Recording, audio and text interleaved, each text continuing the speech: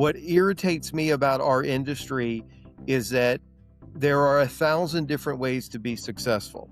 And when agents act like there's only one way, that's where I have to draw the line and go, no. And I will jump on somebody else's Facebook comment or even on a podcast. I've done it before where it's like, no, there is no magical one way. There's many ways to be successful in this industry. And I think we all need to remember that. Welcome to Time-Tested Mastery Life Lessons Sell. I'm Mark Dolan. This show is about lessons that hold up under pressure, trust-based selling, leadership, discipline, and the real-world habits that create results without turning you into a hype machine. Today's guest is Bob Thompson, a 20-year real estate agent and growth coach, published author, and specialist in REO and short sales. Bob's not shy about doing things differently. No signs in yards, no open houses, no gifts, and he'll tell you exactly why. But what makes this episode worth your time isn't just tactics, it's the grit behind it. Bob's had a heart attack and he's a bypass survivor, and he went completely broke in 2018, then rebuilt. He's the kind of guy who talks straight, doesn't play games, and believes you can be upset, feel it fully, and then get back up and move forward again. If you're in real estate sales, leadership, or you're in a tough season personally, this conversation is going to give you both perspective and practical takeaways you can apply immediately. So let's get into it. Welcome to the show today. Nice to meet you. So you said you worked up in Newport News area or the Hampton area in Virginia. So introduce yourself to the audience. Let them know a little bit about where you work and a little bit about your backstory. Okay, so like I said, my name is Bob Thompson. I am a 20-year real estate agent and growth coach. I work in what is essentially Hampton Roads, Virginia, also known as Tidewater, Virginia. You know, they tried to rebrand it once or twice. You know how that goes. So the best way to say would be probably Virginia Beach, Norfolk area. Everybody pretty much knows where Norfolk is. Obviously, big shipyards, all of that. Very, very, very big military area. So all of that area. Essentially, I actually got into real estate. I started buying rental property, and this was probably 2003. I was a chemist for 9 years and worked 12-hour night shifts and absolutely hated it. Was just not fit for multiple bosses and being told what to do all the time. So bought some rental property and found that I enjoyed the hunt and the process of the buying of the real estate itself way more than I did being a landlord, and got my real estate license, worked real estate part-time as I continued my chemist career. My ex-wife and I put together a 3-year plan. We got it done in 2 years, and I walked out of the chemical plant in April of 2007 and never looked back, and still one of the proudest accomplishments of my life. Yeah.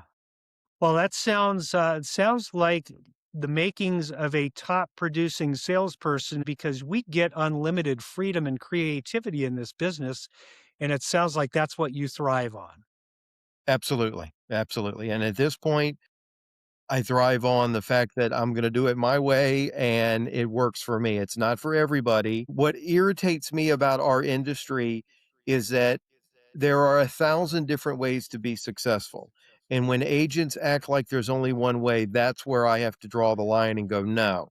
And I will jump on somebody else's Facebook comment or even on a podcast. I've done it before where it's like, no, there is no magical one way. There's many ways to be successful in this industry. And I think we all need to remember that. Awesome, awesome. So, and I love to ask this question because it's so meaningful to me, is that when you were growing up, did you think about being in real estate or even think about being in sales at the time growing up, or is that something that came into your life as an adult? It came into my life as an adult. As a child, there was 3 things, and this is not a joke. There's 3 things I wanted to be. I wanted to be a lawyer, I wanted to be president of the United States, and I wanted to be an NFL running back. Well, I very quickly discovered that at 5'9" and 0 athletic ability, clearly running back wasn't gonna happen. And then I spent a good portion of my 20s, quite honestly, pretty much being a bum. Went to community college a couple of times and just kinda played in a heavy metal band and kind of, I don't think I got useful again until I was probably 26 or 27. So, That seems to be a story for a lot of people. It's interesting to me looking, looking back after 40 years at our industry is that most people didn't grow up thinking I want to get into the real estate business or they didn't think I want to get into sales. It's something that came to them when they decided that they wanted to start earning a living or they wanted to start making a lot of money. I mean, to me, it was I had the opportunity to make a lot of money and I wasn't prepared to do anything else that I thought would earn it. And so real estate seemed like a way for me to go that it might be possible, but it wasn't something that I had planned. And so you talk a lot about, doing it your way. Talk a little bit about how you've designed your business to do it in a way that is interesting to you. so you have to remember, and you were just talking about it. What got me into real estate is I was working in the lab. Now I had previously worked on the plant, and I worked my way into the lab. So I didn't actually have a chemical degree. I basically was smart enough to where they put me in the lab and they started training me. So I'm sitting in freshman chemistry. 30, 31 at that point, surrounded by 22-year-olds, and I'm playing with a Bunsen burner. I've got my own lab coat with my name on it, all my own supplies, and that's when the light bulb went off. It was like, "Okay, I cannot do this for the next 40 years of my life." I made decent money, but I was like, "I just can't do it anymore." So for me, doing it my own way means, and again, there's a thousand ways to do it. I don't do open houses. I don't put signs in the yard and I don't do real estate gifts. And I have no problem having this conversation. I've gotten fussed at over it and my opinion never changes and I will answer it the same exact way every time. And what works for me is leaning into who I am, which means you're going to get the truth all of the time. Whether it's gentle or not is immaterial because you need somebody that's going to guide and lead you. I am not an order taker. It doesn't exist.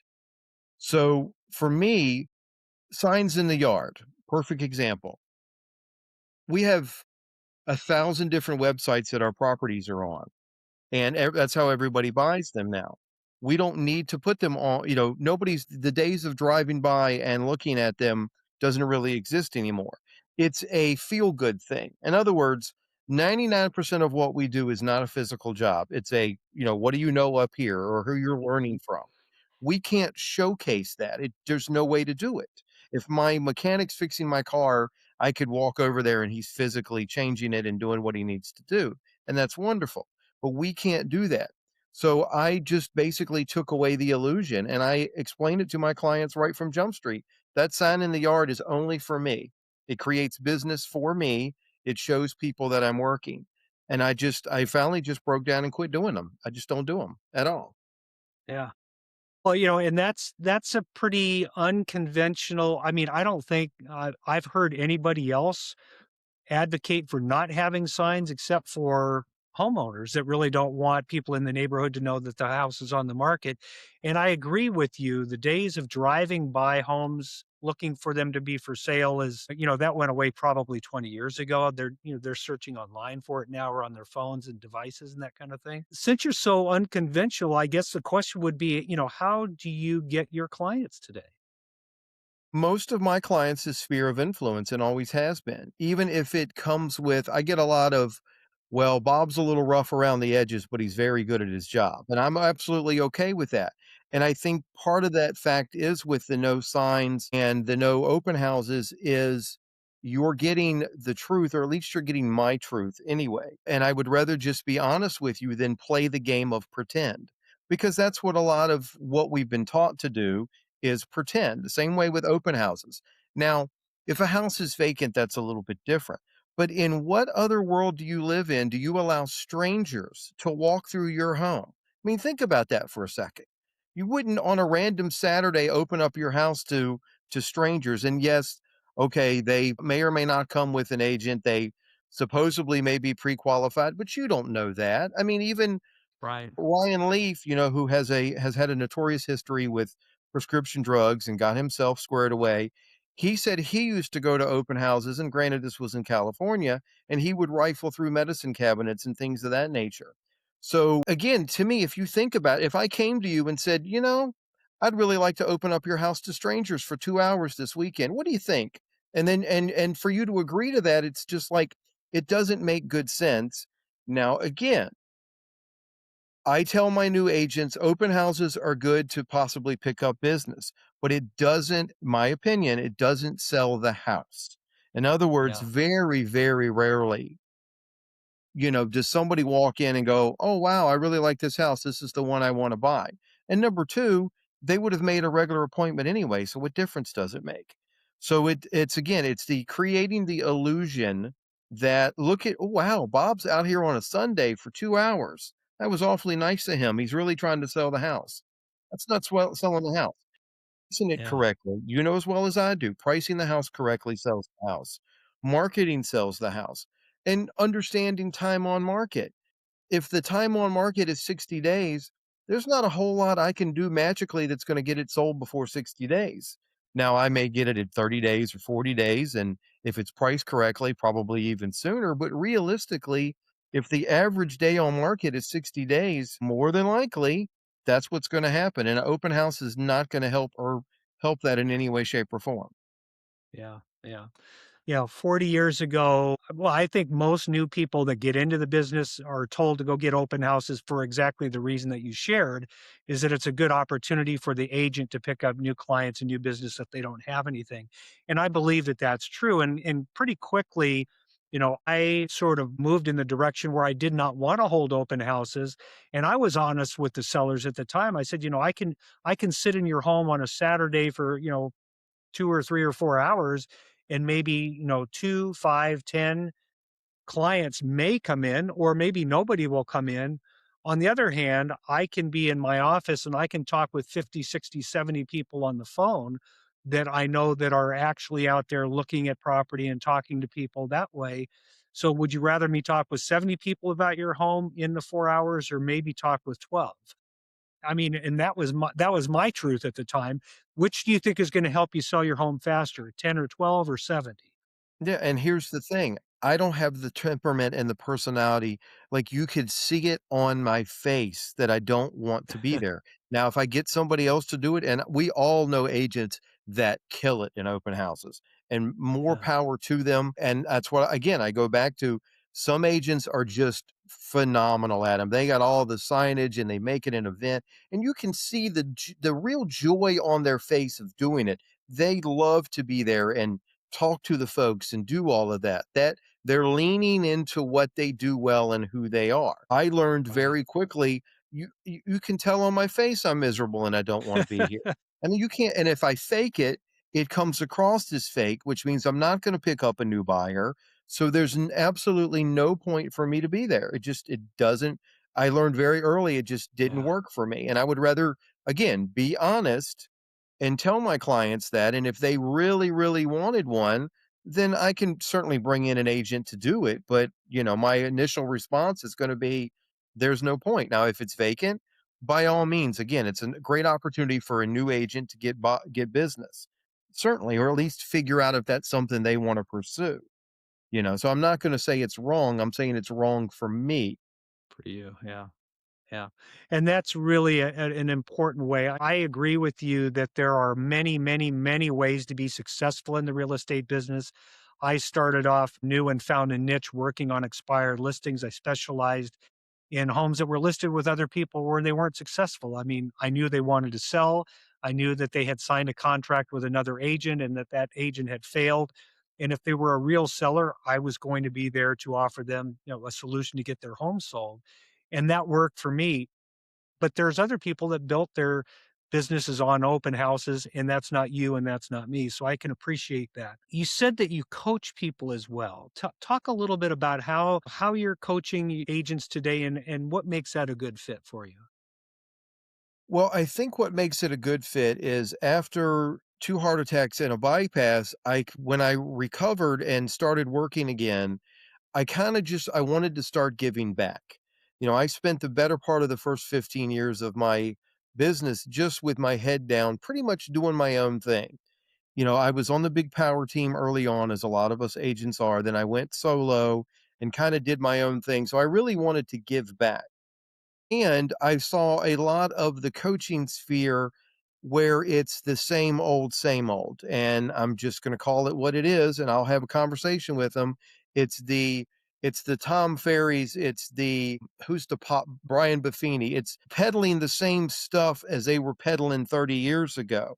And that doesn't work. One of the things that I love about coaching is when my agents are successful, to me, that's the victory.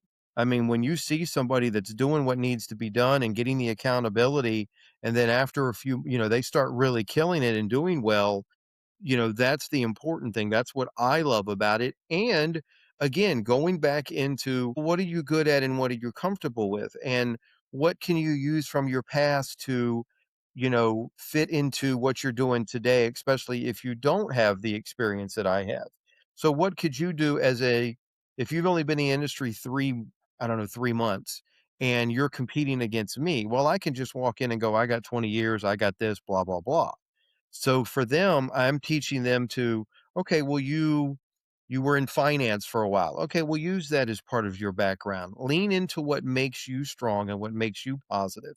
If you have an upbeat personality, if you're a coaching type of person already, if you're a technical person, then come from that perspective, which is, I may not smile pretty and I may not get all super excited, but I'm technically gifted. So you and I are Mm, going to go through this house with a fine tooth comb, and I've got a background in contracting or whatever, and I understand how things work, and so I can help you from that perspective.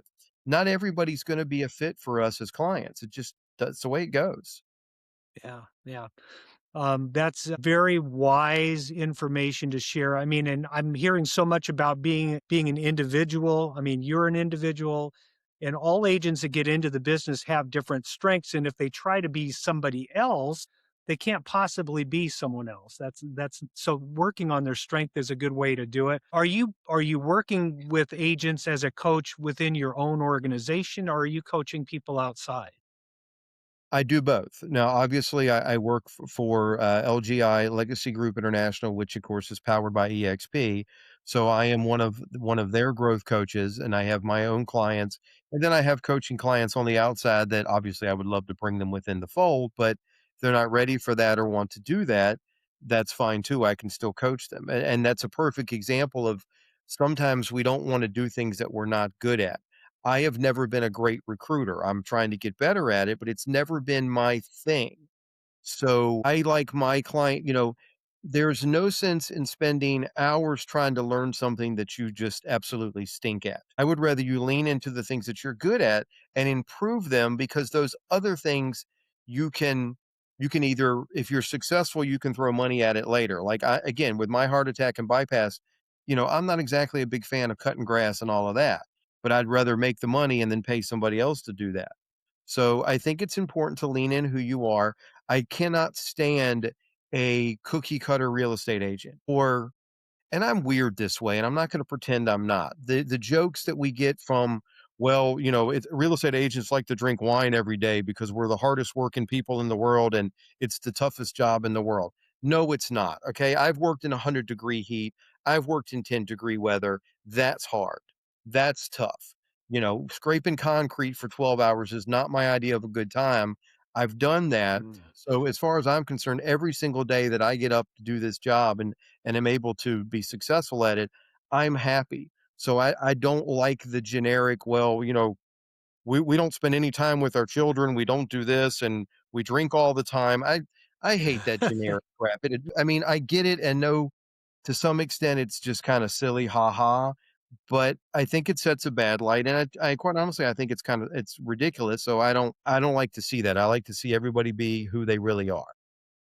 Awesome, awesome. Well, let's shift gears a little bit because I know a part of your story in 2018, your words, not mine, is that you lost everything or you went broke in that. But can you give everybody a little bit of a background as to what happened then? And then let's talk about how you worked yourself out of it.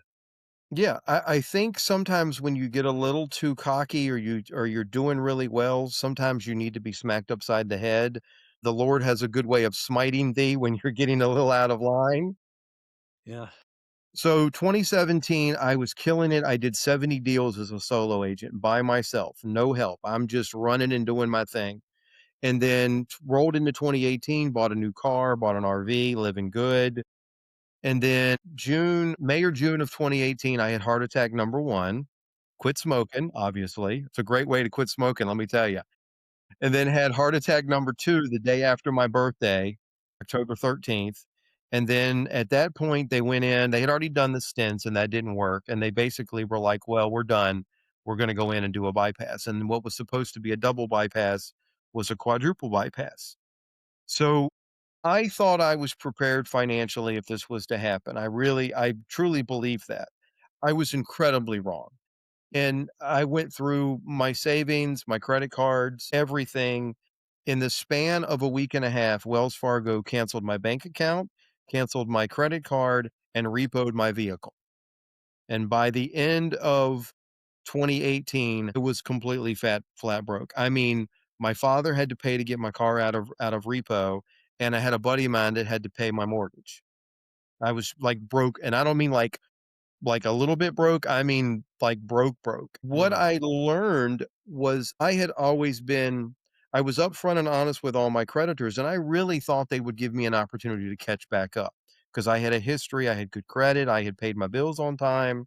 And I'm like, guys, this is what's going on. And you know how it is in real estate. You can kind of point to the future and go, okay, this is going to happen next month, and then I'm going to have this closing over here, and then I'm Right. gonna, I get through the 3 weeks of the rehab and all of the stuff.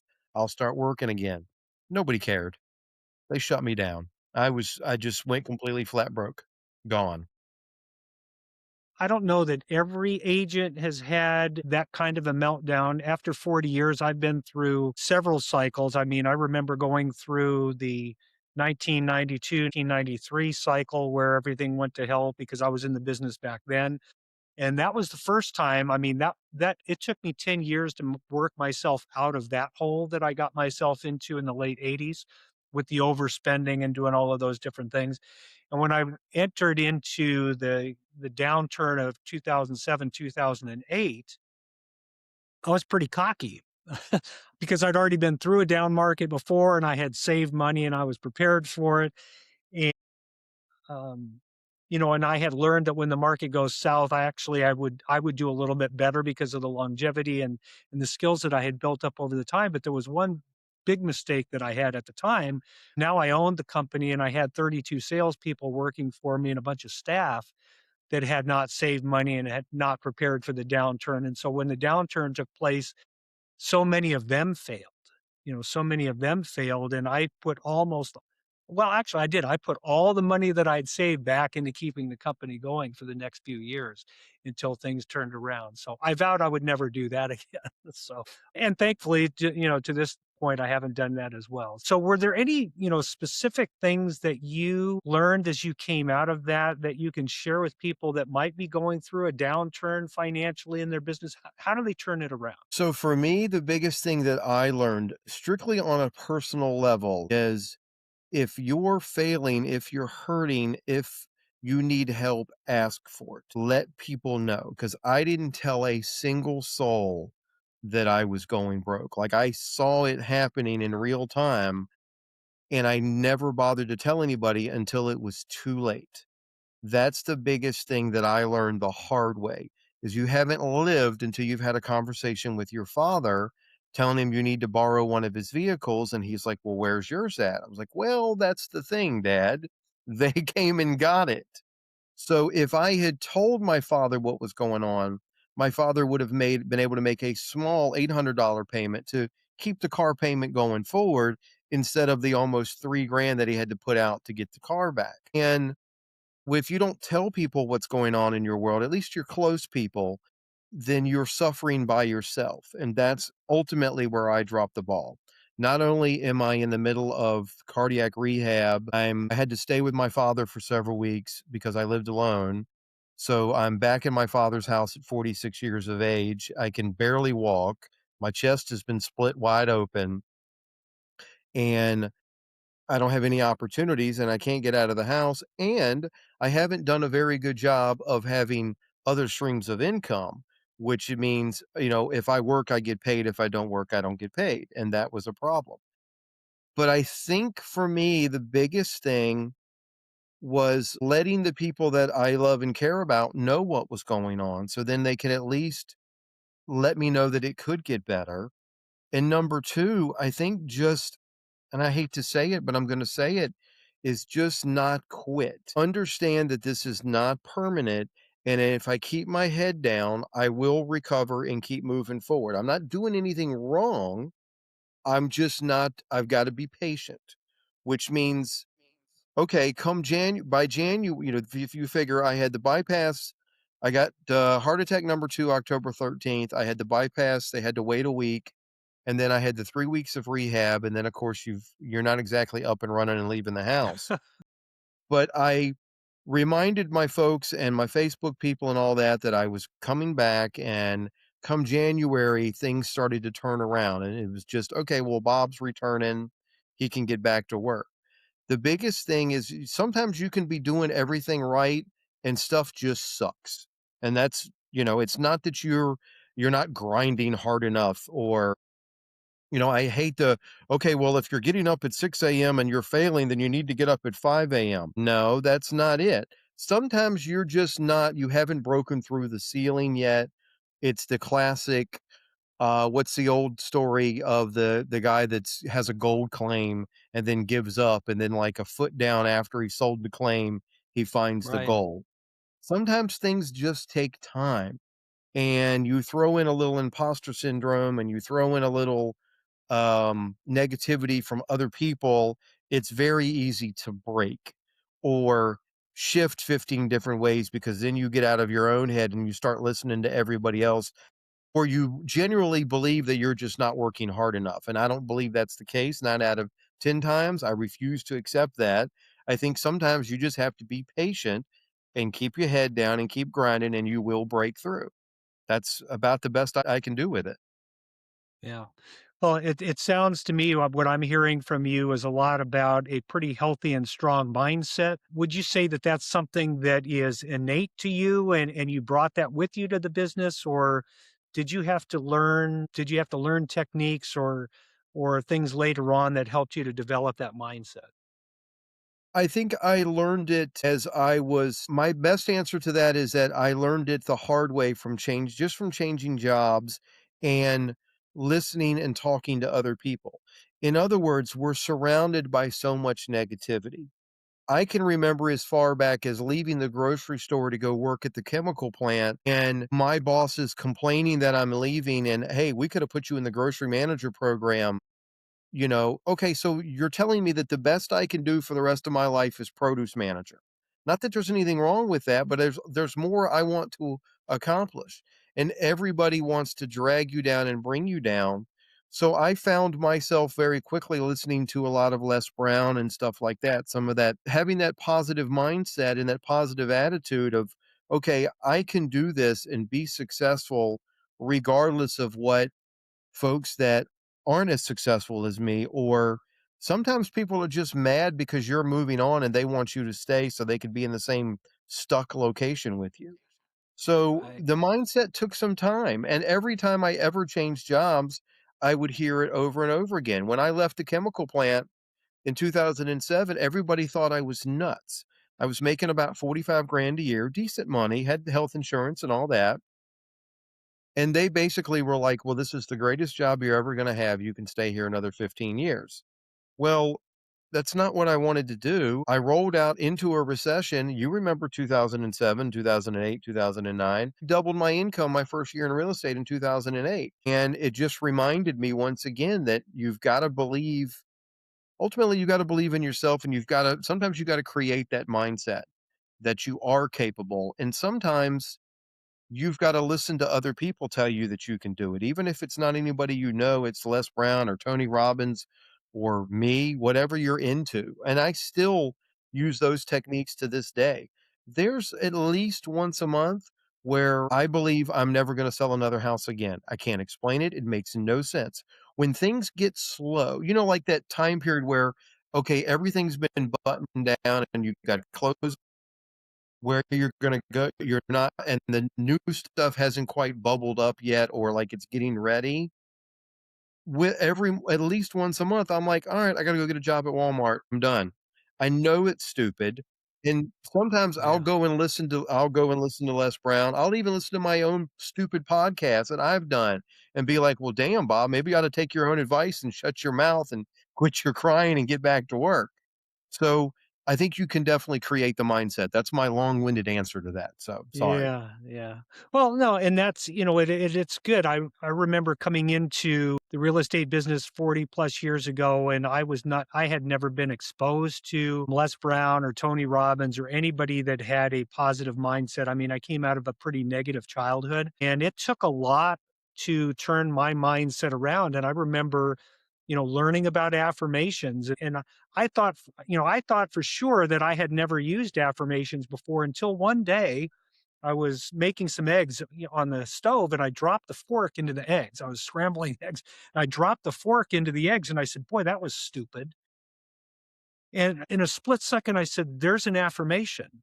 That wasn't stupid. It was a mistake. I just dropped the fork in the eggs." But I had been talking to myself so negatively for so long without thinking that it really worked against me. And so I love to share that story with people, is that what we tell ourselves really makes a difference. And it sounds like that's a good part of the way that you've worked through some downtimes yourself. Yeah, absolutely. I mean, and you think about it, it sounds your initial reaction to that is like, "Well, that's just silly." That's got nothing to, but it really makes a big difference, I believe. I mean, obviously, there's a difference between blind faith and believing in yourself. Like, I know at 53 that I'm not gonna start a band tomorrow and be the biggest rock and roll star of all time, okay? I'm not gonna get on the field and go play football. Those things are gone. That's different. There's a difference between being delusional and having belief in yourself. 2 way different things. I mean, clearly, Pittsburgh Steelers are not calling Bob Thompson to be a running back. So if I was to go out and train for that, that wouldn't be very smart. Now, could I train myself for better health if I wanted to do a marathon or something like that? That's different. That's something that I could eventually, with proper training, I could do that. But if I delusionally thought the Pittsburgh Steelers were gonna call me, then somebody needs to, I need to go see a doctor because clearly I'm not thinking right. So there's a difference there. But I think positive attitude, yeah, I think it makes a huge difference. I truly believe that. Awesome. Awesome. So, going to switch a little bit. You have a story that talks about the question, how many houses have you sold? Can you tell the story and the lesson behind that? Oh, yeah, I tell all of my new agents this story, and I love it. Oh, this is so 2018. I went full time in 2017. I kind of floated around with a couple of really bad brokers. We've all been there. We've all had, crappy team leaders and whatnot. I joined a big power team locally in 2018. Probably about the first month in, yeah, I'm sorry, 2007. So in 2007, I went solo. So in 2008, I joined the big power team. So I had been floating around as a part-time agent for a couple of years. I had sold a few houses, but I had brought on a listing that wasn't selling. And my broker, who was also the team leader, was trying to explain to me that the house was overpriced. And I'm sitting there and I'm arguing with him and I'm arguing with him. And you know as well as I do as an agent, 9 out of 10 times the house is overpriced. Let's not kid ourselves. So he finally snaps and looks at me and goes, "How many houses have you sold?" And I started stuttering and fluttering because, let's be honest, I didn't have a good answer. And he was like, "Why are you arguing with me?" He was like, "My name is on the door." He was like, "This is my team." He was like, "Who knows best, you or me?" And I swear to God, the light bulb went on. And it's just like, Wow. "Oh, good Lord. He's right." So what that reminded me of and what I tell everybody is, we always have people that know better than us in something. It's like, I'm not going to argue with my mechanic. Now, I may go get a second opinion, but I'm not going to tell him how to do the job. And we all do it. It's the same as me as a football fan complaining on what plays the coach is running on a Sunday. And think about how silly that is. I never made it past direct football, and I'm going to yell at the TV and argue that the coach is doing it wrong when I don't know I don't know a thing. And that's the equivalent of me telling my broker that I know what I'm doing when I've been in the industry less than 3 years and I'm clueless. And just the way he snapped at me, if he'd have been nice about it, wouldn't have gone through, and I'd have probably been out of the industry. Just I know what a hardhead I am. And it Yeah. just it the light bulb came on. It was like, "Oh, okay. So that means in all that we do, and we have people that are there's nothing wrong with that. I'm not the best. There is no least of all in an intangible business like real estate, there are many ways to do it, and there are many best. I don't think I'm the best because there's agents that can probably work circles around me in certain things that have ran their business probably a lot better than I did, that have created massive power teams or just kind of have a little niche that they do. And we can learn from everybody, and you're never too good to stop learning and listening and paying attention. And I think that's important, and regardless of what you're doing. Yeah. Awesome. Awesome. I love that. So, couple more questions before we go. The first one is that in the market that we're in today, a lot of agents have been struggling, and so they're going through a hard season. You also coach people. What do you share with an agent that is going through a tough season? What would you tell them to do over the next, what's the non-negotiables for the next 30 or 90 days to get them back on track? The first one I think is number one, if and this is going to sound a little egotistical, but I'm going to say it anyway, because I don't know how otherwise to say it. We get a lot of agents that are floating around in the ether. In other words, they've joined a team, they've been told they're going to get this training and they're going to do this, and then they suffer and get nothing done for 6 to 9 months. And then their attitude is, well, I've been in the industry 9 months and I haven't sold or bought anything and I don't know what I'm doing. Okay, so first of all, you're now coaching with me or you've joined my team or whatever. Let's eliminate the first 6 to 9 months of your career because it doesn't count. If you're walking around in the desert, don't count that as you've been in the industry. You're new. So don't walk around with the I've been doing this for 9 months and I got nothing to show for it. No, you're new. We're starting all over from day one. So, number one, don't assume because you were wandering the desert that you did anything wrong and you suck. That's not the case. You got lied to. You were told let's be honest, in our industry, you were promised leads, you were promised this, you were promised that, and then you're not converting the leads because nobody bothered to teach you how to actually convert a lead. What I always say is, you know, leads do you no good if you don't know how to convert them. They're Yeah. completely worthless. They can make you feel good because you're Right. making phone calls, but if you're stumbling and fumbling, it ain't going to work. So to me, that's one very big non-negotiable. And I don't care if it's whatever group that you're with when you finally find your people, because it may not be my people, it may be whatever that may be. That's when you're new. That's your starting date. It's not what you've done in the past. That's your starting date. So that's a big one for me. The other one I think is you've got to immerse yourself in accountability and training. And I think that comes down to the sphere of influence and putting the work in. Script practice, I think, is a massive one. And it doesn't mean that you have to be cookie cutter. You have to be cookie cutter to learn the script. Then you can adjust it to what's best for you, what that sounds like. So when you start the script, hello, this is Bob Thompson. I saw that we're interested in purchasing a home. How can I help you with that? And then depending on what they say, then you can adjust your style. And a lot of agents are just like, well, I don't want to fumble and stumble and sound silly. Okay, first of all, you don't even that person doesn't know you. So if you stumble then and you hang up, they're not going to remember who you are anyway. What difference does it make?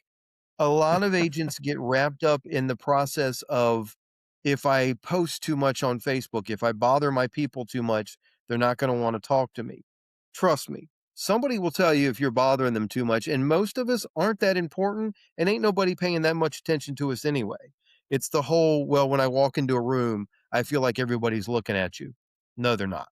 Sorry, but they're not. Unless you're Tom Cruise or supermodel, nobody really cares that much. So you kind of have to get over yourself a little bit and keep moving forward. So those are a couple of things that I and belief in that you can do this. And sometimes an agent is failing because of their personal beliefs and not because they're not getting good training. And you have to figure out what the pain point is, what the stumbling block is. If your if your imposter syndrome is so great and much like you said earlier, if you've been told all your life that you suck and you can't do it, we've got to fix that first. Then we can get into the training. And sometimes that's the block. Sometimes you may be at an organization where you're getting excellent training and you don't need me in any way, shape, or form. It may just be that you need me to go, no, you actually can do this. You're not stupid. You're not a failure. Let's walk through and figure out that piece of it.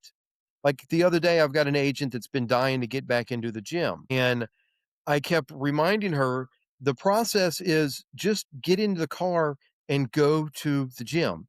I'm not asking you to do a 45-minute workout. I'm saying literally get dressed, walk out of the door and go to the gym. Even if you walk in the door, get a drink of water and leave, you started the process anew and again. To me, that's everything. That's starting it. And you can build from that because okay, well you went there, now you go back. Now go jump on the treadmill for 10 minutes, okay? You did it's little micro incremental successes I think a lot of agents miss out on, and they look at experienced agents and they just assume we just magically did that overnight. It took, none of us get that successful that fast. And the final thing that I would say to agents, and I know I went off on a tangent there and I apologize, is don't compare contrast. Everybody's market is different. Everybody's strength and opportunity is different. I've lived in the same area my entire life. So I automatically have a leg up with any new agent in my area because I can go, by the way, I've been doing this for 20 years and I've lived here all my life. I could be the worst agent in the world, but somebody's going to think I'm an expert simply because seriously, Yeah. Yeah. there's no Yeah. way to prove otherwise. Yeah. There's a lot of good stuff there. I really appreciate what you shared. It's so interesting that as much as we started out with you saying, I do it my way, but you did a lot of the same things that everyone that is successful in this business has done. You talked about mindset, you talked about affirmations, you talked about script practice. You talked about accountability. You talked about training. You talked about all of the fundamental time tested principles that make people successful, and you just made it yours. I really love what you shared there. So as we finish up, can you share with everybody again what markets you work in and where they can reach you? So the people that have listened to our show today can reach you if they're out working in that marketplace. Awesome. Yeah, I am in Hampton Roads, Virginia. So essentially Norfolk, Virginia Beach, Virginia. I am, of course, with LGI Legacy Group International, powered by EXP, of course. And they can reach me at essentially two platforms, bobtheagent.com and onehourrealestateagent.com. Beautiful. Well, thanks for being on the show today. Thanks for having me. I had a good time. I hope some people learned a few things. I'm old, so if anybody's got any questions, I'm easy to find on all the socials at Bob the Agent, and they can call me, send me an email, whatever. I'm always happy to help out. All right, that was Bob Thompson. Now, here's the takeaway. You don't need to copy the crowd to win. You need standards, self-awareness, and the willingness to do the work when nobody's clapping. And if you've been knocked down financially, emotionally, physically, this is your reminder that you can be honest about how hard it is without making that your identity. Feel it, own it, then move forward again on purpose. If this episode helped you, follow or subscribe to Time Tested Mastery Life Lessons Sell. Send it to one agent or salesperson who needs a straight talk reset. And if you want more trust-based selling and mastery training, connect with me at timetestedmastery.com. Thanks for listening. I'm Mark Dolan. See you next time.